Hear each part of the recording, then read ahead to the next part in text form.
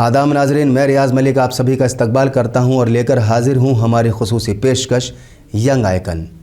नाज़रीन, ख्वाब अगर सच्चे हों तो रास्ते कभी सीधे नहीं होते। कभी वो ख्वाब फाइलों में दब जाते हैं, कभी डिग्रियों के बोझ तले और कभी ख़ानदानी तवक्कुआत के शोर में। आज हम आपको मिलवाने जा रहे हैं एक ऐसे नौजवान से जिससे कहा गया था IAS बनो, ब्यूरोक्रेट्स बनो, जिसने MA भी किया लेकिन जिसका दिल सिर्फ एक ही जगह धड़कता था और वो थी अदाकारी। कश्मीर की वादियों से मुंबई की चकाचौंध तक का ये सफ़र आसान नहीं था। एक तरफ वालिदैन का ख्वाब, दूसरी तरफ स्टेज और कैमरे का जुनून। वो अदाकार जिसने स्क्रीन पर कभी तालिबान लीडर का किरदार निभाया और आज का एजेंट रॉय वही फ़नकार बनकर मुल्क की सलामती के लिए लड़ता नज़र आ रहा है। आइए इस्तकबाल करते हैं साकिब सलीम वानी साहब का। साकिब साहब, हमारे शो यंग आइकन में आपका इस्तकबाल है। शुक्रिया सर। अच्छा साकिब, आपने बहुत कम उम्र में ही DD कश्मीर के ड्रामे घर की दहलीज में काम किया था। क्या आपको उस लम्हे ही महसूस हो गया था कि यही आपका रास्ता है, यही आपका मुस्तकबिल है? जी देखिए, जब मेरा आगाज़ 1998 में as a child artist period में हुआ था तो तब मुझे महसूस हुआ था कि क्योंकि मैं पहले से ही इस फील्ड में आना चाहता था। टीवी पे देख के अदाकारों की नकल करना, उनको देख के इंस्पायर होना, तो वो मिमिक करना वो मुझ में पहले से था। तो जब घरवालों ने वो देखा तो वो लेके मैं चाइल्ड आर्टिस्ट एज दूरदर्शन में पहला मेरा सीरियल आया था। तो क्या घर में कोई ऐसा बैकग्राउंड था या ऐसा माहौल था, कहीं कुछ ऐसा था कि जहाँ से आप मुतासिर हुए एक्टिंग की जानिब? जी, मेरे घर में बेसिकली मेरे जो मामू थे वो डायरेक्टर थे, राइटर थे। उन्होंने बॉलीवुड कुछ मूवीज भी लिखी हुई है जी, और बहुत सारा काम किया हुआ है एज अ लेखक। बहुत सारी मूवीज लिखी हुई है, सीरियल ड्रामे लिखे हुए हैं। तो वो जो फैमिली का एक रहता है कि हायरार्की में कहाँ से आया हुआ है, वो वहीं से आया हुआ है जी। तो आपको कुछ मामू के जो तजर्बात थे, मामू के जो ताल्लुकात थे, उससे आपको फ़ायदा मिला इस लाइन में? बेसिकली ये राह मैंने खुद चूज की। उसके बाद फायदा तो कुछ मिला नहीं ऐसे, क्योंकि आगे स्ट्रगल आपको खुद करना पड़ता है। क्योंकि बॉलीवुड लाइन में आने के लिए बहुत सारे हर्डल्स होते हैं जो आपको खुद फेस करने होते हैं। बाकी आपको खाली इंस्पायर कर सकते हैं, राह दिखा सकते हैं, लेकिन जो हार्ड वर्क है और जो वो एक वे है वो आपको ढूंढना पड़ता है। मैं आपसे तालीम के बारे में अभी बात करूंगा, लेकिन उससे पहले एक सवाल मेरे जहन में आ रहा है कि कश्मीर जैसे ख़त्ते में जहां थिएटर और अदाकारी के मौके बहुत महदूद हैं, वहां से एक अदाकार बनने का ख्वाब देखना कितना मुश्किल था आपके लिए?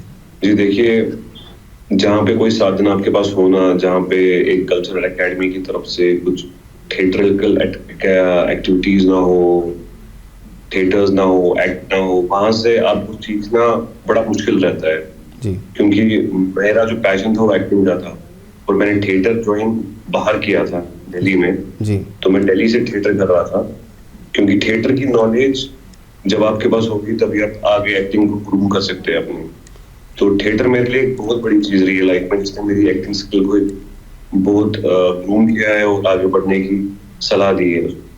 तो कश्मीर में जहाँ की थिएटर नहीं है, बहुत सारे हर्डल्स रहते हैं, आपको कोई ऑप्शन नहीं मिलता है। अक्सर देखा जाता है कि जब बच्चे का ध्यान किसी एक ऐसी एक्टिविटी की तरफ हो जो तालीम से मुख्तलिफ होती है तो बच्चा तालीम की तरफ ध्यान कम दे पाता है। क्या बचपन में ऐसा कुछ रहा आपके साथ कि आपका तालीम की तरफ ध्यान कम हो, स्कूल की तरफ ध्यान कम हो, होमवर्क की ध्यान तरफ कम हो और एक्टिंग और इन सब चीज़ों की तरफ ध्यान ज़्यादा रहा हो? मेरी लाइफ में एक चीज़ रही है कि बैलेंस करना हर किसी चीज़ को जी। तो मैंने बहुत ही इनिशियल फेज से, मेरे फादर साहब चाहते थे कि मैं सिविल एडमिनिस्ट्रेशन में जाऊँ, जी जी, पढ़ाई में आगे बढ़ूँ। तो मैं स्टार्ट से चीज़ों को बैलेंस करना सीखा जी। अपनी पढ़ाई और अपने एक्टिंग करियर को साथ साथ चलाते गया।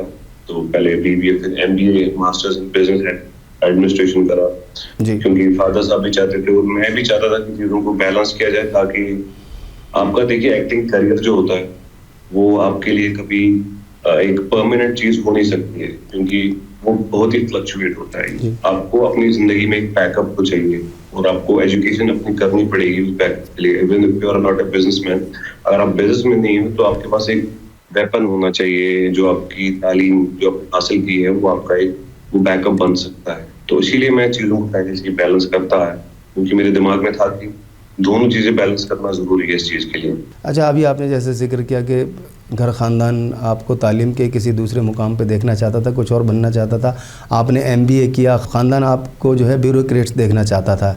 इस सब के बावजूद अदाकारी का ख्वाब आपके दिल में कैसे ज़िंदा रहा?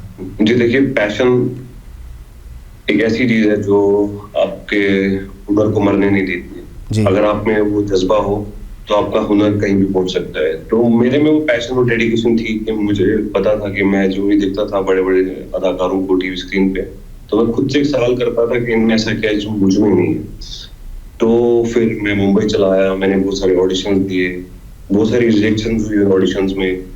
जो रिजेक्शंस हुई तो इंसान सोचता कि आगे कोई राह नहीं है, बट मेरी मदर ने मुझे बहुत सपोर्ट किया, मेरी माँ मुझे सपोर्ट करती थी इन चीज़ों में।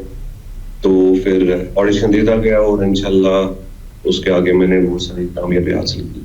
रिजेक्शन की आपने बात की, तो हमारी रिसर्च आपके बारे में बताती है कि रिजेक्शन का जो सिलसिला था एक तवील था और वहाँ तक था कि जहाँ अच्छा इंसान जो है हिम्मत हार जाता है।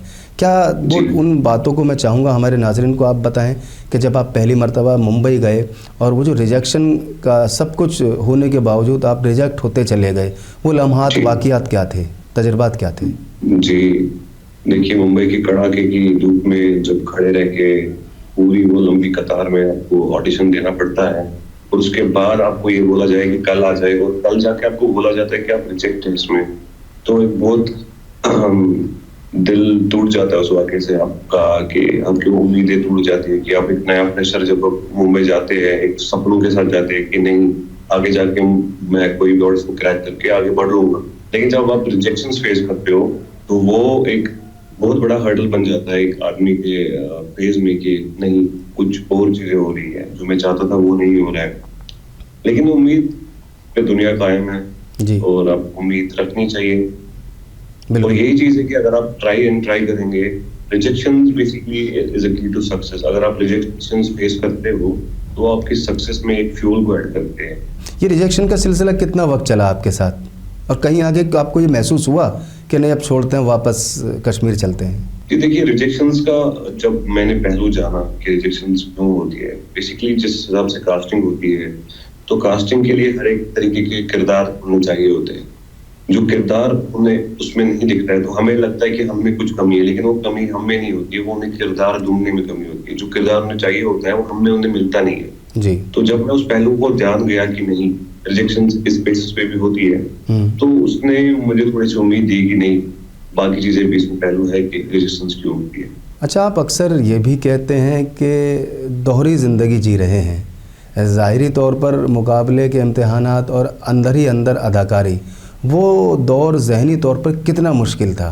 जी देखिए, दोहरी ज़िंदगी जीना बहुत ही मुश्किल रहता है क्योंकि आपको आपका माइंड जो है वो ड्यूअल चीज़ों में चलता है, मैं ये करूँ या वो करूँ, कहाँ जाऊँ। लेकिन मेरा जो दिल है वो हमेशा से एक अदाकारी के जाने भी जाना चाहता था, क्योंकि मैं चाहता था कि मेरे अंदर का जो वो पैशन था, वो जज्बा था एक्टिंग के लिए। बेसिकली जब मैं थिएटर करता था, मैंने बहुत सारे प्लेस किए हैं, मैंने यूसुफ शाह चक प्ले किया हुआ है, मैंने शेक्सपियर की हैमलेट प्ले की हुई है जी। और थिएटर में हमें सिखाया जाता है कि जो आप के अंदर जो मेथड एक्टिंग का जो वो हुनर आ जाता है, तो उसको डिस्प्ले करने के लिए आपको एक प्लेटफॉर्म चाहिए और उस प्लेटफॉर्म को ढूंढने के लिए आपको मेहनत करनी पड़ती है। और जो ड्यूअल लाइफ थी वो इस वे में ज्यादा जा रही थी कि मैं एक्टिंग की तरफ जाऊं, इस वे में ज्यादा रुझान था मेरा कि नहीं मुझे एक्टिंग में जाना है, बट बैलेंस करना थोड़ा मुश्किल रहता है। आपका क्योंकि आपके जो ख़ानदान है वो उनको आपसे उम्मीदें कुछ और थीं, एक उस लेवल पर जाके आपके लिए उन्होंने सोच बना रखी थी, जाहिर सी बात है एफर्ट्स भी किए होंगे वालिदैन ने आप, क्योंकि वो आपको ब्यूरोक्रेट्स देखना चाहते थे।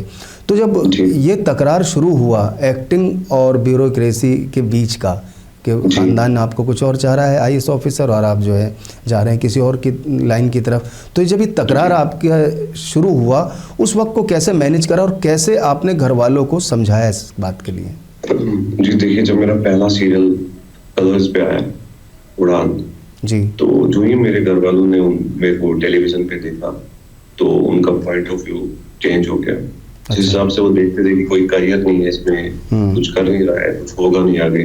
लेकिन जब एक बड़े पर्दे पे देखते हैं किसी इंसान को जो इस छोटे से शहर से आया हो तो एक उम्मीद जागती है कि नहीं इस चीज में भी करियर है। तो फिर जो अपना वो एक स्टैंड था कि नहीं इस फील्ड में जाना है, एडमिनिस्ट्रेशन में जाना है, वो थोड़ा सा उसकी तरफ टिल्ट होने लगा कि नहीं ये चीजें जो ये कर रहा है ये चीजें भी सही है और इसमें भी करियर है, ये भी करियर एक बन सकता है, ये भी एक बड़ा ऑप्शन हो सकता है आपके करियर के लिए। बोर्ड ऑफ ब्लड में आपने एक तालिबानी लीडर का किरदार अदा किया है जो बहुत मशहूर हुआ, और जाहिर सी बात है कि जिन लोगों ने आपको पहली बार स्क्रीन पे इस रोल के अंदर देखा वो हैरान भी हुए। ये रोल था क्या और किस तरह से ये रोल आपको मिला? देखिए बोर्ड ऑफ ब्लड प्रोड्यूस करी थी शाहरुख खान साहब ने रेड चिलीज प्रोडक्शन के जानिब जी। तो ये जो स्टोरी थी ये बलूचिस्तान के अराउंड मूव करती है। तो मेरा जो कैरेक्टर था एक तालिबानी लीडर था जी। जो बलूचिस्तान को हैंडल करता है और जो इंडियन स्पाइस होते हैं उनको कैप्चर करता है जी। और उनको रेस्क्यू करने के लिए जो लीड थे इसके इमरान हाशमी वो उनको रेस्क्यू करने के लिए आते हैं। तो बेसिकली ये जो कैरेक्टर था ये बड़ा ही चैलेंजिंग कैरेक्टर था इसलिए क्योंकि इसमें जो लैंग्वेज थी वो पश्तो लैंग्वेज थी जी जी। पश्तो लैंग्वेज में आपको सब डायलॉग्स अपने बोलने थे। तो ऑडिशन भी पश्तो लैंग्वेज में ही हुआ था तो मुझे सीखना पड़ा पश्तो। तो ऑन सेट भी ट्रेनर थे हमारे जो सिखाते थे, बाज़ाब्ता तौर पे हमें लैंग्वेज सिखाई गई, पूरे वर्कशॉप्स दिए गए जी। तो तब जाके ये क्रैक हुआ था बोर्ड ऑफ ब्लड कोर्स। तो इस ज़बान सीखना कितने वक्त में आपने सीख ली? एकदम से किसी ज़बान पे अबूर हासिल करना, कमांड हासिल करना तो आसान नहीं होता है। बेसिकली जो हमें ऑडिशन के टाइम पे स्क्रिप्ट मिलती है वो ब्रीफ मिलती है तो उसका एक्सेंट पकड़ना और उस चीज में घुसना अंदर उस कैरेक्टर में वो तो आप कर सकते हो, लेकिन जो बाकी स्क्रिप्ट में रहता है जहाँ पे आपको एक्ट करना होता है वहां पे आपका ट्रेनर आपके साथ होता है जो आपको सिखाता है। हर एक सीन से 2-2 दिन पहले हमें सिखाया जाता था, जैसे 2 दिन बाद हमारा सीन है 2 दिन पहले हमें ट्रेनिंग दी जाती थी कि ये लैंग्वेज ऐसी है, ऐसे बोलना है, तो ऐसी चीजें होती। वो ट्रेनर जो था वो अफगानिस्तान से थे हमारे। अच्छा अच्छा अच्छा। पश्तो ज़बान में मैं चाहूँगा हमारे नाज़रीन को आप तालिबान लीडर के तौर पर जो मशहूर आपका डायलॉग रहा हो वो हमें कुछ लाइन हमारे नाज़रीन के लिए आप ज़रूर टीवी पे बोलें। तो पश्तो ज़बान में कुछ ऐसा था कि ज़िमों खबरुना फाशवाइदा तातोल वोल पोजो सुमरा जिस्म करके की। अरे वाह, इसके मायने भी बता दीजिए हमारे नाज़रीन को और हमें। इसके मायने ये थे कि हमें उनकी खबर मिल गई है, अच्छा। हमें उनके ठिकाने का पता चल गया है, हमें वहाँ जाना चाहिए, उनको पकड़ के दर्द पहुँचना चाहिए। बहुत बहुत सही। अच्छा, ये तालिबान लीडर के अलावा क्रैकडाउन टू एजेंट जी रॉ वाला ये मामला है और ये दोनों ही किरदार जो हैं अपने आप में मुख्तलिफ हैं, तालिबान और ये वाला जिसका मैं जिक्र कर रहा हूँ। कितना चैलेंजिंग होता है कि एक्टर के लिए बार बार अपने किरदार बदलना और किरदार में पूरी तरह से रम जाना और हमारे व्यूवर्स तक पहुँचाना और अपनी वाहवाही तक उस किरदार को अदा करना। अगर आपको कोई भी किरदार मिलता है सबसे पहले आप उसकी स्टोरी जानते हैं कि उसका बैकग्राउंड क्या है, वो किरदार क्या चाहता है। जो क्रैकडाउन 2 थी वो हमारे अपूर्वा लाकिया सर ने डायरेक्ट की थी, जिनकी अभी गलवान सलमान साहब के साथ आ रही है जी। तो जो बेसिकली जो डायरेक्टर है वो एक डेप्थ में जाने की हमेशा कोशिश करते हैं। जैसे उनकी मूवी हसीना पारकर आई हुई थी, तो हसीना पारकर की स्टोरी उन्होंने उनके घर जाके पूरा बायोग्राफी ले ली, उसके बाद वो स्टोरी उन्होंने बना ली। ऐसे ही जो कैरेक्टर होता है जो हमें पकड़ना होता है कैरेक्टर, उसकी स्टोरी को जानना ही पड़ता है। जब तक आप उसके बैकग्राउंड में जाएंगे नहीं तब तक आप उसमें जा नहीं सकते। बिल्कुल ठीक है ना। जब उस कैरेक्टर में जाते हैं तभी जाके आप वो स्क्रीन पे दिखता है कि ये एक्ट नहीं कर रहा है, ये सच में वो कैरेक्टर प्ले कर रहा है। जब आप कैरेक्टर में नहीं घुसते, उसकी स्टोरी नहीं जानते, तब बैकड्रॉप नहीं जानते हैं, तो वो फेक दिखेगा स्क्रीन पे। आप एक्ट कर रहे होंगे बट वो फेक दिखेगा। जब आप एक्ट करते हैं आप वो लगना नहीं चाहिए एक्ट करते हैं, उस कैरेक्टर को जी रहा है, ऐसा लगना चाहिए। अच्छा, एक वक्त था जब आप छोटे पर्दे पे नज़र आते थे as a child artist, child acting आप किया करते थे और अब वक्त ऐसा बदला कि आप बड़े स्क्रीन पे भी नज़र आते हैं, छोटे पर्दे के साथ साथ बड़े पर्दे पे भी नज़र आते हैं। घर वालों की सोच आपके बारे में किस हद तक बदली जब वो आपको अब आज स्क्रीन पे देखते हैं? तो जी देखिए, मेरे फादर भी मुझे बहुत सपोर्ट करते हैं। मेरी मदर का इंतकाल हो गया कुछ टाइम पहले, तो वो मुझे बहुत सपोर्ट करती थी जी। तो उनकी दुआओं से आगे बढ़ रहा हूँ। अभी मेरे फादर सपोर्ट कर रहे हैं क्योंकि अभी एक एक्शन कर रहा हूँ फील्ड में, बहुत सारी अपॉर्चुनिटीज मिल रही है जी। तो अभी बहुत सारा सपोर्ट बढ़ रहा है फादर की तरफ से मेरी फैमिली में। अच्छा, ऐसे कश्मीरी नौजवान कश्मीर के लोगों के लिए बॉलीवुड में अपना एक मुकाम बनाना कितना आसान या कितना मुश्किल है? जी देखिए, मैं वही बात बोलूंगा कि अच्छी शक्ल सूरत पा रही है और जिम में जाके बॉडी बना ली, ऐसे कोई एक्टर बनता नहीं है। इसके लिए आपको एक्टिंग टेक्निक सीखनी पड़ती है जी। जितने भी एस्पायरिंग एक्टर्स हैं कश्मीर में, मैं उनसे सिर्फ एक चीज कहना चाहता हूँ, अपनी एक्टिंग टेक्निक्स को ग्रूम कीजिए, थिएटर ज्वाइन कीजिए जब तक आप उस चीज का थ्योरेटिकल नहीं पढ़ेंगे। देखिए, एक्टिंग में बहुत सारी थ्योरीज है, स्टैनिस्लैवस्की की थ्योरी है, हैगर की थ्योरी है, जो आपको बताते हैं कि कैसे एक्ट करना है। तो वो थ्योरीज पढ़ के, वो प्रैक्टिकल करके, थिएटर करके तब जाके आप मुंबई जाइए। अगर आप ऐसे जाके वहाँ ऑडिशन देंगे तो ऑब्वियसली आप रिजेक्शन ही फेस करेंगे। जब तक आप इस हुनर को सीखेंगे नहीं, तब तक आपके लिए अपॉर्चुनिटीज कम ही रहेंगी। मेरा बस यही कहना है कि इस हुनर को सीखिए, प्रॉपरली सीखिए, थिएटर ज्वाइन कीजिए, एकेडमीज ज्वाइन कीजिए और आगे बढ़ सकते। कश्मीर में अभी तक कश्मीर फिल्म इंडस्ट्री नहीं है, या स्टेट लेवल पे इंडिविजुअल टू इंडिविजुअल काम तो होता है, फिल्में भी बनती हैं, सीरियल भी बनते हैं, डॉक्यूमेंट्रीज भी बनती हैं, बहुत कुछ बनता है। आपको क्या लगता है कि कश्मीर में भी कोई फिल्म प्रोडक्शन जो रीजनल लेवल पे होता है, कश्मीरी ज़बान को फ़रोग देने में, कश्मीरी कल्चर को फ़रोग देने में? बहुत अच्छा सवाल किया आपने। मेरा बहुत टाइम से यही फोकस रहा है कि मैं चाहता हूँ कि यहाँ का सिनेमा रिवाइव हो। जिसे यहाँ पे रीजनल कहा कि पंजाब में मूवीज बनती है, भोजपुरी में बनती है, टॉलीवुड में बनती है, तो कश्मीर में भी कश्मीरी सिनेमा रिवाइव हो, जो कश्मीर में मूवी बने, प्रॉपर स्केल पे प्रॉपर मूवीज बने। तो यहाँ के आर्टिस्ट और प्रोड्यूसर्स को बेसिकली एकजुट होना पड़ेगा। उसके बगैर वो सिनेमा रिवाइव हो नहीं सकता है। जबकि आपके पास फाइनेंशियल सपोर्ट ना हो पीछे से, सरकार की तरफ से या प्राइवेट इंस्टीट्यूशंस की तरफ से, तब तक आप आगे नहीं बढ़ सकते। क्योंकि एक मूवी बनाने के लिए आपको एक बजट चाहिए, और उस बजट के लिए आपको प्रोड्यूसर चाहिए, फाइनेंशियल सपोर्ट चाहिए, और जितने भी आर्टिस्ट हैं उनको एक साथ कहीं पे एक मीटिंग करनी चाहिए इस बारे में कि सिनेमा रिवाइव हो, कश्मीर में भी रीजनल सिनेमा वापस आ जाए और एक नए से आगाज हो सके। साकिब साहब, एक चीज़ आपसे मैं जानना चाहूँगा कि जब आप बड़े पर्दे की तरफ आपका रुख हुआ, आपको मौका मिला, आपको चांस मिला, तो सबसे ज़्यादा चैलेंजिंग वक्त आपके लिए क्या था? वो रोल चैलेंजिंग था, लोग चैलेंजिंग थे, लोकेशन चैलेंजिंग थी, या फिर कश्मीरियत कहीं ना कहीं हावी आ रही थी या आड़े आ रही थी इन सब चीज़ों में? जी देखिए, जब मेरा एक सीन था लेह में, -17 डिग्री में हम शूट कर रहे थे जी, तो वो बहुत ही चैलेंजिंग सिचुएशन थी, क्योंकि 17 डिग्री सुबह के 9 बजे हम शूट कर रहे थे वहाँ पे, क्योंकि मंथ अक्टूबर नवंबर का था।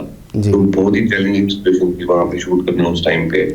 और उसी दौरान मेरी मदर की भी डेथ हुई थी, तो मैं कंप्लीटली लूज कर चुका था अपने आप को उस टाइम पे जी। तो बस वो एक मेरे लिए लाइफ का एक बहुत ही कठिन मोमेंट रहा है कि उस दौर से मैं निकला, बाहर आ गया उस दौर से। अब आपके वालिद हैं, आपको सपोर्ट करते हैं, जाहिर सी बात है। अब तो तमाम लोग वालिदैन तो खैर बेलौस खिदमत होती है अपने बच्चों के लिए, वो अपने बच्चों को तरक्की पाते हुए देख के हमेशा खुश होते हैं। अभी आपके वालिद साहब आपके साथ हैं, उनके कुछ तजर्बात, उनकी कुछ चीज़ें जो आपको कैरियर में फ़ायदा पहुँचाती हों? जी बिल्कुल, मेरे वालिद साहब बहुत पहले फिल्म डिस्ट्रीब्यूशन का भी काम करते थे। जितने भी यहाँ पे सिनेमाज थे वहाँ पे फिल्म की डिस्ट्रीब्यूशन जो होती थी जी। तो उनका वो तजुर्बा भी है कि कौन सी स्क्रिप्ट लेनी चाहिए, किस स्क्रिप्ट पे काम करना चाहिए, कौन सा सही है आपके लिए आगे, जो आपको आगे ब्लॉकबस्टर जा सकता है या हिट जा सकता है, किस राइटर में दम है, कौन सा डायरेक्टर अच्छा है, वो नॉलेज उनके पास पूरी है। तो वो वाला जो एक नॉलेज का पिटार है वो उनके पास है, जो मुझे कभी कभी मदद करता है। आप से मैं ये एक बड़ा अहम सवाल है किसी एक्टर के लिए कि मैं आपसे जानना चाहूँगा वो कौन सा कैरेक्टर है जिसका ख्वाब आपने सजाया है, देखा है, और वो कैरेक्टर अभी तक आपको करने का मौका नहीं मिला? किसी खास बड़े एक्टर के साथ आपका ड्रीम हो कि मुझे ये प्रोजेक्ट उनके साथ करना है, फिल्म करनी है? जी देखिए, मैं एक नेगेटिव कैरेक्टर बहुत पहले से प्ले करता हूँ, तो मेरा एक शौक है कि मेरा एक ड्रीम है कि मैं एक नेगेटिव लीड प्ले करूँ विद सलमान खान साहब के साथ। एक नेगेटिव लीड में आना चाहता हूँ, मैं अपोजिट में एज एन एंटेगनिस्ट प्ले करना चाहता हूँ। वो भी ऐसा कैरेक्टर जो थोड़ा सा साइकोपैथ कैरेक्टर हो, थोड़ा नेगेटिविटी में हो, थोड़ा इंटेंस हो, एग्रेशन में हो, ऐसे टाइप का कैरेक्टर प्ले करना चाहता हूँ।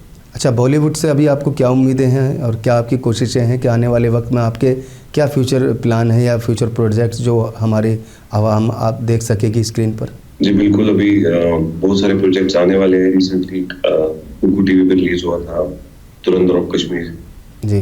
तो अभी बहुत सारे प्रोजेक्ट्स हैं लाइनअप में आने वाले हैं जिन पे काम चल रहा है। स्क्रिप्ट ऐसी है जो लोगों को पसंद आएगी। और आपने जैसे बात की कश्मीर के सिनेमा के बारे में, जी। तो मैं कश्मीरी स्क्रिप्ट पे भी काम कर रहा हूँ। तो एक मूवी मैं चाहता हूँ मैं बनाऊँ जो कि कश्मीरी में हो, जिससे कश्मीरी सिनेमा रिवाइव हो। मेरा भी एक ऐसा ही ड्रीम है कि मैं कश्मीरी सिनेमा को रिवाइव करना चाहता हूँ। तो बेसिक काम मैं अब थोड़ा सा कश्मीरी स्क्रिप्ट पे कर रहा हूँ ताकि मैं उसको विजुअली ऐसा बना पाऊँ जो कि कश्मीरी सिनेमा को रिवाइव करते हैं। आखिर में चलते चलते मेरा आपसे सवाल ये है कि आप उन नौजवानों के लिए क्या पैगाम देना चाहेंगे जो ख़ानदानी दबाव और अपने ख्वाब के दरमियान तब कर रह जाते हैं, पिस कर रह जाते हैं? देखिए, अपनी पढ़ाई तालीम को कंप्लीट कीजिए और जैसे मैंने बैलेंस किया, आप भी हर चीज़ को बैलेंस करना सीखिए। अगर आप किसी चीज़ में उलझे हुए हो और एक्टिंग करियर और इसमें उसको बैलेंस करके आगे बढ़ाइए और एक्टिंग टेक्निक्स को सीखिए साथ साथ। जब आप उसको साथ साथ सीखेंगे तो आपके लिए वो फ्यूचर में बहुत मदद करेगा, आपको फ्यूचर में आगे बढ़ने के लिए। और जो भी रुकावटें आ रही है आपको किसी चीज़ में जहाँ पे आपको फैमिली कह रही है कि इसमें करियर नहीं है, ऐसी बात नहीं है कि इसमें करियर नहीं है। अब अगर आप चीज़ को बैलेंस करेंगे और अच्छे से आगे बढ़ेंगे, सीखेंगे इस हुनर को, तो करियर बिल्कुल है इसमें। बहुत शुक्रिया साकिब सलीम साहब। वक्त हमारे पास कम है, कम होता है शो में, और आपका काम बहुत बड़ा है। इस छोटे से शो में उसको पूरा बयान नहीं किया जा सकता, फिर भी आपने अपना कीमती वक्त निकाला, हमारे नाज़रीन को अपने तजर्बात से वाकिफ़ कराया, अपने स्ट्रगल से वाकिफ़ कराया। और एक सबसे बड़ी बात कि घर वाले आपको कुछ और बनाना चाहते थे और आप कुछ और बनना चाहते थे, लेकिन जो घर वालों की बात को ना सुन के आपने जो बनना चाहा वो बन के दिखाया। और घर वालों ने भी इस बात की तायद की कि नहीं, साकिब ही सही थे, और उन्होंने जो चाहा वो कर लिया। आप हमारे शो का हिस्सा बने, हमारे नाज़रीन को बहुत अच्छी अच्छी बातें बताई। आपका बहुत बहुत शुक्रिया। शुक्रिया शुक्रिया। तो नाज़रीन, ये थे साकिब सलीम वानी साहब कश्मीर से। मुझे उम्मीद है आपको हमारा आज का ये शो ज़रूर पसंद आया होगा। फ़िलहाल अपने होस्ट, अपने दोस्त रियाज़ मलिक को इस वादे के साथ दीजिए इजाज़त। अगले हफ्ते एक और शख्सियत के साथ फिर से हाजिर होंगे। तब तक के लिए खुदा हाफिज़।